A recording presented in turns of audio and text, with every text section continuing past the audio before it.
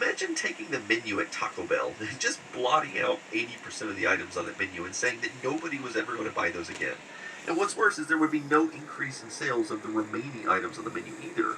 And that would reduce Taco Bell from a major player in the food industry to just a small niche in a food truck or something.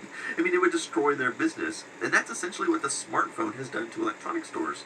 But it's not the only cause. The second nail in the coffin is, of course, the dramatic cost reduction of electronics. I mean, just as an example, take a look at this ad from 2001 here. A decent living room-sized TV could cost as much as $3,000. And if you wanted a plasma TV around this time, the cost was as high as $14,000. You either had to be wealthy or put it on a payment plan.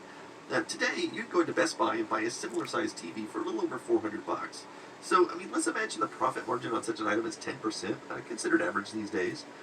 That means that they make $40 for selling you a nice living room TV, as opposed to $300 that they would have made back in the 90s.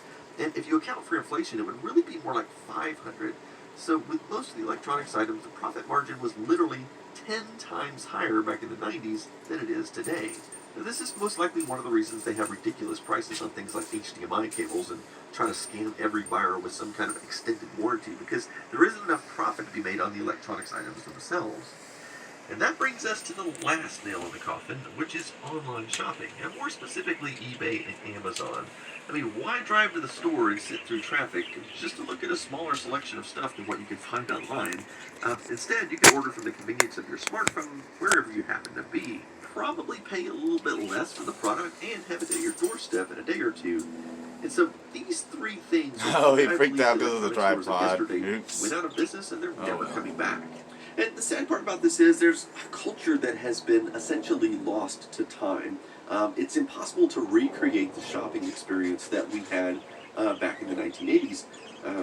I mean, I don't want to give up my smartphone or online shopping, but I do miss being able to go into a variety of stores and look at all the gadgets and gizmos that they had on the shelf and trying to decide, which was the one I just absolutely couldn't live without.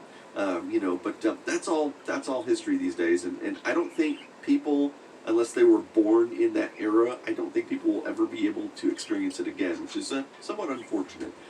But anyway, that wraps it up for this episode, so as always, thanks for watching.